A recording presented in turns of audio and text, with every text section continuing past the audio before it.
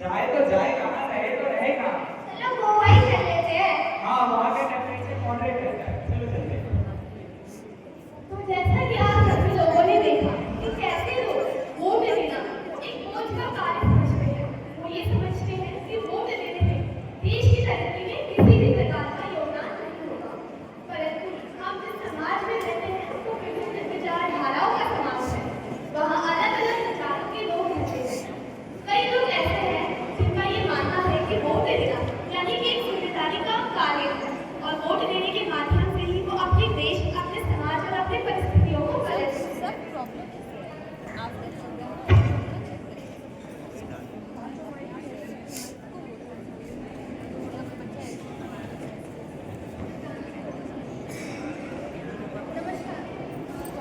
ये बाइक वाला बाइक। नमस्कार दोस्तों, बने रहिए कार्यों लगे। जैसा कि आपको पता है कि सभी राजनीतिक नेताओं ने अपनी अपनी घोषणा पत्र जारी कर दिए, तो आइए देखते हैं कि हमारी जनता की क्या राय है। भाई साहब, आपका नाम? खलनायक। कौन सा नायक? खलनायक। जैसा कि आपको पता है कि राजनीतिक नेताओं ने अपने अपने घोषणा पत्र जारी कर दिए, तो इसमें आपकी क्या राय है? सभी पार्टियां महिलाओं के बारे में ज्यादा ध्यान देती, कोई 2000 को कोई 4000 रुपए बांट रहा है, बट हम पुरुषों को क्या, हम पे कोई ध्यान नहीं दे रहा। वैसे भी समाज को फ्री की रेवड़ियों की जरूरत नहीं है, जरूरत है तो डेवलपमेंट और एम्प्लॉयमेंट की, ना कि फ्री की रेवड़ियों की।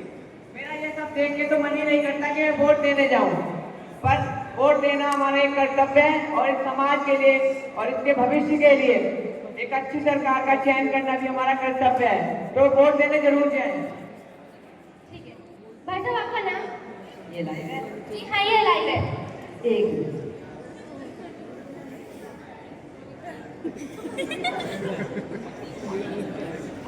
ये आप क्या कर रहे हैं? हमने सोचा इंटरव्यू चल ही रहा है तो इसी बहाने शादी का इंटरव्यू ले लेते हैं। क्या करते आ जाए भाई। जी आपका नाम? जी हमारा नाम है बिल्लू बदमाश। जिस हिसाब से आपका नाम है उस हिसाब से एक भी से डिजर्व नहीं करते। खैर, राजनीतिक पार्टी ने अपने अपने घोषणा पत्र जारी कर दिए, तो आपकी क्या राय है? अब मत ही पूछिए तो ज्यादा बेहतर है। रहने दीजिए फिर। बताइए। अब नेता लोगों पे तो विश्वास ही उठ गया है, कहते कुछ हो रहा है करते कुछ हो रहा है। अब इन्हें कौन पता है, हमें तो फ्री का कुछ चाहिए ही नहीं, हमें बस हमारी डेवलपमेंट चाहिए और कुछ नहीं। अच्छा, ठीक है। मैडम मैडम मैडम, आपका नाम? कैमरा देख के लोग फिर रहते हैं, क्या हो गया इसकी जनता को? मैडम, जैसा कि पता है कि राजनीतिक पार्टियों ने अपने अपने घोषणा पत्र जारी कर दिए, तो इस पर आपकी क्या राय है?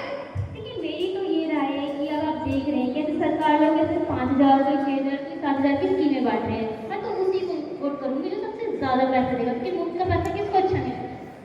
जैसा कि आपने देखा कि ये है जनता की राय, तो मैं संवाददाता मोना साकी कटूरे कैमरामैन कुंदन कुमार बाटे वाले के साथ बने रहिए परसों तक में। ये तो हो गई देश की जनता की बात। अब हम ये देखते हैं कि कैसे election commission of India ground level पर कोड ऑफ कंडक्ट को लागू करते हैं और हमारे देश के इलेक्शन को फ्री एंड फेयर बनाते हैं, ताकि हमारा वोटर टर्नआउट पहले की तुलना से काफी और बढ़ सके। वेरी गुड मॉर्निंग एवरीवन, कैसे हैं आप सब। Good morning sir. तो जैसा कि आप लोगों को पता है 5 फरवरी 2025 को दिल्ली की इलेक्शन है। सारी तैयारियां तो हो चुकी हैं, लेकिन लगभग 60% ही लोग वोट देते हैं, ऐसा क्यों? यस सर, आपका ये कहना तो बिल्कुल लाजमी है। वोटर्स इंडिया में हमेशा लगभग 50 to 60% ही वोट होते हैं। वोटर्स अपने जिम्मेवारी को बिल्कुल नहीं समझते और वो अपने कर्तव्य को लेकर के और इस वोटिंग को लेकर के अपना बस पीछा छुड़ाते रहते हैं। यस सर, वोटिंग देने वाले दिन पे सारे घूमने चले जाते हैं और बाद में बैठ के हम सरकार को ब्लेम करते हैं। झूठ बोलते हैं यार। देखिए, बात ऐसी है कि लोग जानना ही नहीं चाहते कि वोट की पावर क्या है। लोगों को अवेयर करिए, उन्हें बताइए कि कैसे उनके वोट से एक अच्छी सरकार बन सकती है।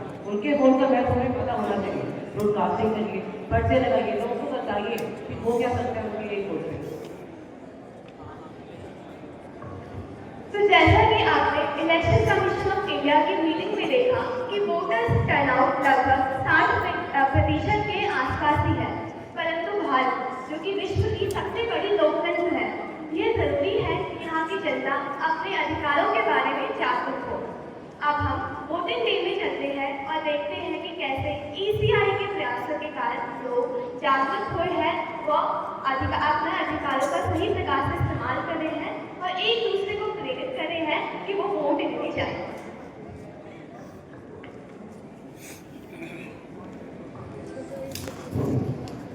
अरे बहन, तू आज वोट देने नहीं जा रही है? नहीं, मैं आज वोट डालने नहीं जाऊंगी। लेकिन क्यों नहीं जा रही है तू? अरे वोट देना तो तेरा अधिकार है, तू वोट देने क्यों नहीं जा रही? क्या फायदा ऐसे अधिकार का जब सरकार हमारे वोट डालने से कुछ नहीं बदलने वाला और सरकार ने आज तक यही किया हमारे लिए। ये गंदी सड़कें, गंदी हवा और गंदा पानी से बढ़िया वोट ना ही डाले तो बढ़िया है। अरे जब तक तू वोट नहीं देगी तो अच्छी सरकार कैसे आएगी? और ये तो हमारे वोट देने पर ही निर्भर करता है ना। सही कहा तुमने भाई साहब, अगर हम वोट नहीं देंगे तो अच्छी सरकार कैसे आएगी? अब यही समय अपनी गलतियों को सुधारने का, अपनी पावर्स का यूज करके एक अच्छी सरकार बनाने का। कौन कहता है भगवान के पास भी पावर्स है? हमारे पास भी तो है ना पावर, ज्ञान की, समझ की और वोटिंग राइट की भी तो। अब यही समय है अपनी गलतियों को सुधारने का और इन्हीं शब्दों का इस्तेमाल करके हम इलेक्शन को फ्री एंड फेयर बनाएंगे। अब हम उन्हें चुनेंगे जो हमारे देश से भ्रष्टाचार हटाएंगे और हमारे देश के यूथ को एम्पावर करेंगे, क्योंकि हमें ऐसी सरकार की जरूरत है जो हमारे विकास में महत्वपूर्ण योगदान दे। आपने बिल्कुल सही कहा। हम वोट उसी को देंगे जो काबिल होगा। 5 फरवरी को हम सभी वोट देने जाएंगे और एक ऐसी सरकार का चयन करेंगे जो हमारे डेवलपमेंट के लिए काम करेगी, क्योंकि ये एक लोकतंत्र का दिवस है जिसे हम सब वोट देकर मनाएंगे। तो क्या आप सब तैयार हैं? तैयार है। मेरा वोट मेरा हक मेरी सरकार, वोट मेरा हक मेरी सरकार। तो जैसा कि आप लोगों ने देखा कि लोग अपने विचारों को बदल रहे हैं, वो ये समझ रहे हैं कि वोट देने से ही उनका और उनके समाज और उनकी परिस्थितियों में ही बदलाव आएगा। परंतु ये तो कुछ लोगों की ही बात हुई, हमें पूरे समाज को बदलने की आवश्यकता है और यह कार्य हम सब लोग मिलकर कर सकते हैं। अतः मैं अब आप सभी से अनुरोध करूंगी कि आप कृपया शपथ अवस्था में आ जाइए और मेरे साथ शपथ लीजिए।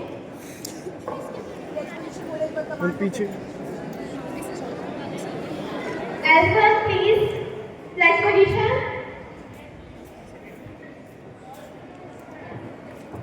यश तू स्टेज पे बना।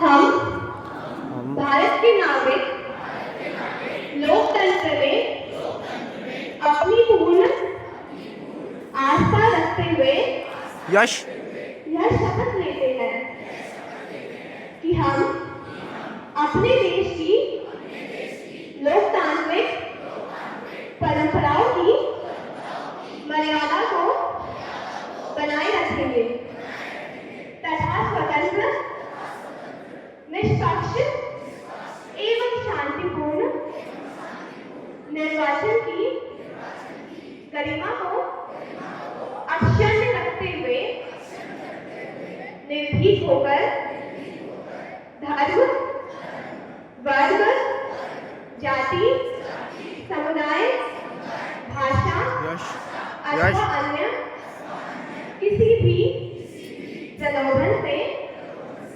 प्रभावित हुए बिना सभी निर्वाचनों में अपने मताधिकार का सामने से प्रयोग करेंगे। जय हिंद।